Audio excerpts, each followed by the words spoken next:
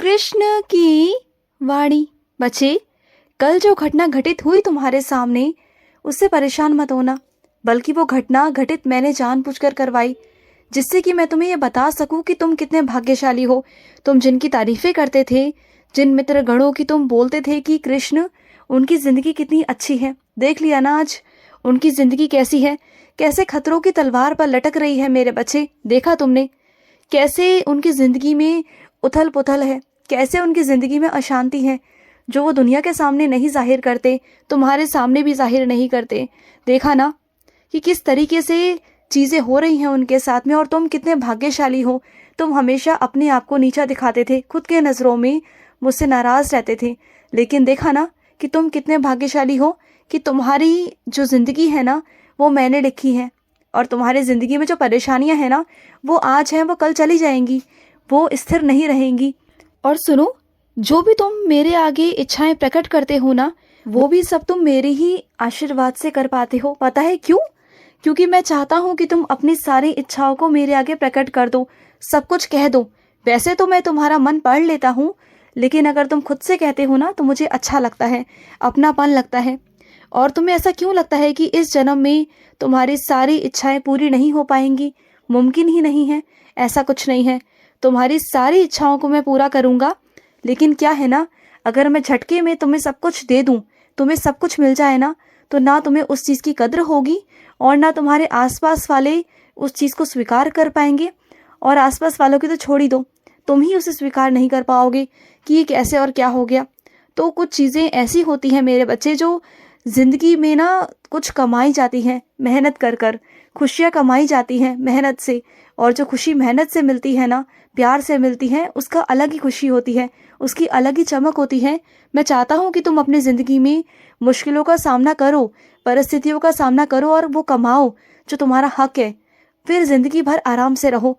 मैं नहीं कहता कि तुम परेशान रहो। और सुनो, मैं तुमसे हमेशा कहता हूँ ना कि जो मन है वो मांग लो मुझसे, जो चाहते हो वो कह दो मुझसे। तो मैं पता है क्यों कहता हूँ? वो मेरे आशीर्वाद से, क्योंकि जब तुम मेरे पास आओ ना, मुझसे कुछ मांगने, कुछ कहने, तो तुम्हारा मन किस चीज़ के लिए तैयार है, क्योंकि तुम्हारे मन में बहुत सारी इच्छाएं ऐसी हैं, बहुत सारी। लेकिन अगर कुछ मांगने को कह दूँ ना, तो तुम्हारे मन में बहुत सारे विचार चलने लगते हैं कि क्या मांगूं अभी और क्या ना मांगूं, क्योंकि तुम्हारे मन में बहुत सारी चीज़ें हैं। अपने भविष्य को लेकर तुम्हारे मन में बहुत सारी इच्छाएं हैं, लेकिन जब एक ही बात पूछी जाए ना कि तुम्हें अभी क्या चाहिए, तो शायद तुम्हारे मुख से एक भी जवाब नहीं निकलता। तो तुम ना इन चीज़ों को लेकर बहुत असमंजस में रहते हो कि क्या तुम्हें चाहिए और क्या नहीं चाहिए अभी के लिए। तो क्या है ना, ये तुम्हारी सबसे बड़ी कमी है, इसे दूर करो और अपने आप को देखो, पहचानो कि तुम्हें चाहिए क्या, आखिर तुम चाहते क्या हो। क्योंकि बहुत सारी चीज़ों की इच्छाएं रखना अभी मुमकिन तो नहीं ना मेरे बच्चे, धीरे धीरे कर कर तुम्हें सब मिलेगा, लेकिन वक्त के साथ साथ। तो अभी के लिए अपने मन में जो उलझने हैं ना, उसे साफ साफ करो, और क्या चाहिए अभी ये सोचो। समझ गए?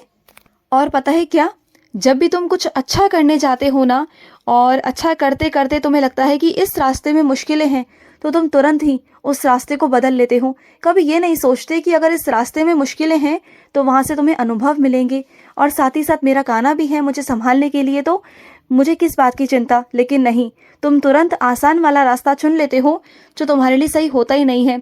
फिर आसान रास्ता चुनने के बाद फिर अगर वो भी कठिन लगता है, तो तीसरा रास्ता, चौथा रास्ता, पांचवा रास्ता खुद ही खुद खोल लेते हो। अगर मैं तुम्हारे दरवाजे ना भी खोलूँ ना, बंद दरवाजों को भी तुम खुद से खोलते हो, खुद से उसे खोलकर आगे बढ़ने की कोशिश करते हो। तो वो सब मत करो, बिल्कुल मत करो, जिसमें मेरा कुछ है ही नहीं।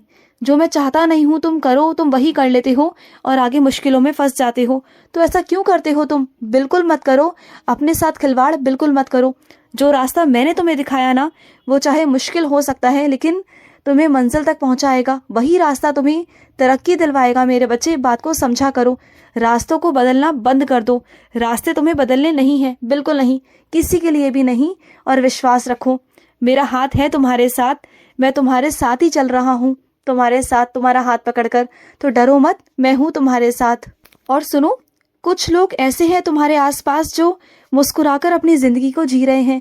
उनके अंदर बहुत जख्म हैं, बहुत तकलीफ़ें हैं, लेकिन वास्तविकता में ना वो ऐसा दिखाते हैं कि वो अंदर से बहुत खुश है। उनके चेहरे पर हमेशा खुशी झलकती है। वो कभी भी अपनी ज़िंदगी को ना किसी और के सामने तमाशा बनाना नहीं चाहते, किसी के सामने कुछ नहीं करना चाहते, तो उनकी ज़िंदगी से अपनी ज़िंदगी को तुलना करना बंद कर दो कि वो इतना मुस्कुरा रहे हैं, वो इतना खुश हैं। कभी उनकी वास्तविक ज़िंदगी में झाँक कर देखो कि कैसे ज़िंदगी जी रहे हैं, वो किस तरीके से जी रहे हैं। वो अपने कष्टों को, अपने परेशानियों को छुपाते हैं। और अगर तुम कभी उनकी परेशानियों को, उनके कष्टों को कभी समझ भी जाओ ना, तब भी उनके कष्टों को छुपे रहने देना, क्योंकि उनका उसी में आत्मसम्मान है। वो नहीं चाहते कि उनका आत्मसम्मान पर ठेस पहुँचे। उनकी कदर करो, उनकी भावनाओं की कदर करो। अपने प्रेम की, भाव की चुन्नी ना उस पर डाल दो कि वो ढकी रहे, कभी बाहर ना आए। अगर वो नहीं चाहते तो कभी भी बाहर मत लेकर आओ, और हमेशा उन्हें वही आदर सम्मान दो जो तुम शुरू से देते आए हो। उनकी वास्तविक ज़िंदगी को जानने के बाद ना, उनके साथ कभी कुछ ऐसा मत कहना, ना करना जिससे कि वो दुख में चले जाए, परेशानी में चले जाए, और वो इन्हीं सब बातों से डरते हैं। तो उनकी कद्र करो, उनकी भावनाओं की कद्र करो। समझ रहे हो ना?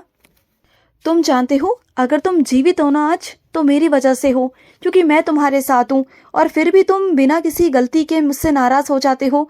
मुझे पता है कि हाँ, कुछ चीज़ों में मेरी गलती है, और उस चीज़ को लेकर मैं तुमसे माफ़ी मांगता हूँ।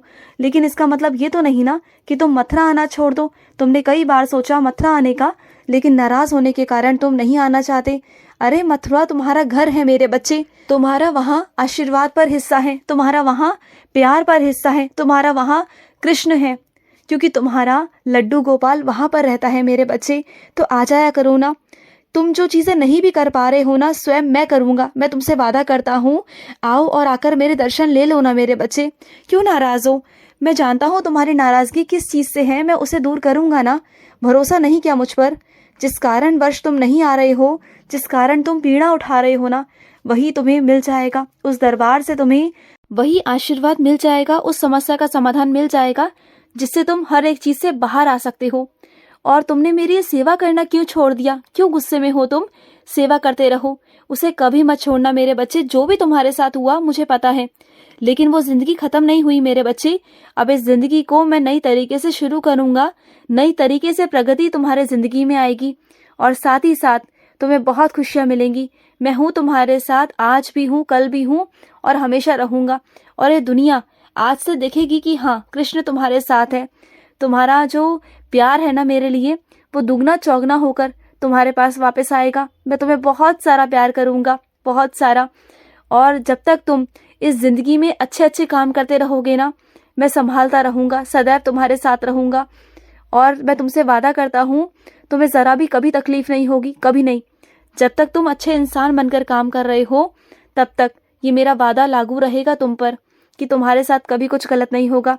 तुम जब तक सबका अच्छा सोचते रहोगे, सबका अच्छा करते रहोगे ना, तुम्हारे साथ में सब कुछ अच्छा होता रहेगा। तुम्हारा भी भला होगा और दुनिया का भी होगा।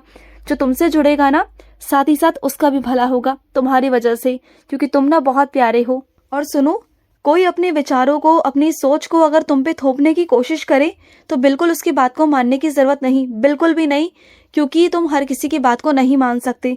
तुमने हमेशा वही किया जो दूसरों ने कहा, लेकिन अब तुम वही करोगे जो तुम चाहते हो, जो तुम करना चाहते हो, जो तुम्हारी ज़िंदगी है, जिसमें तुम्हारी खुशी है, तुम वही करोगे। समझ गए ना? और तुम्हें लग रहा है ना कि तुम किसकी गलती की सज़ा भुगत रहे हो और सारे दोषारोपण तुम पे लग रहे हैं, तो चिंता मत करो। उस गलती की सज़ा जिसकी है ना, वो उसे मिलकर रहेगी। सारी सच्चाई सामने आएगी मेरे बच्चे। उस वक्त मैं नहीं बोला था, लेकिन आज मैं बोलूँगा, क्योंकि वो समय नहीं था कि मैं कुछ बोलूँ मेरे बच्चे।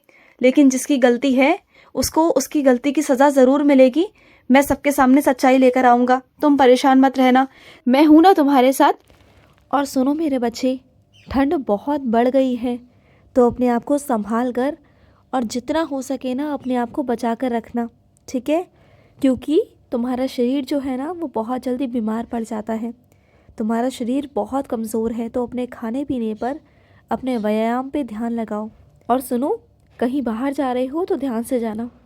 तुम्हारा पैर को थोड़ा बचा कर चलना, समझ गए ना? मैं बस इशारा दे सकता हूँ तुम्हें, बात को समझना।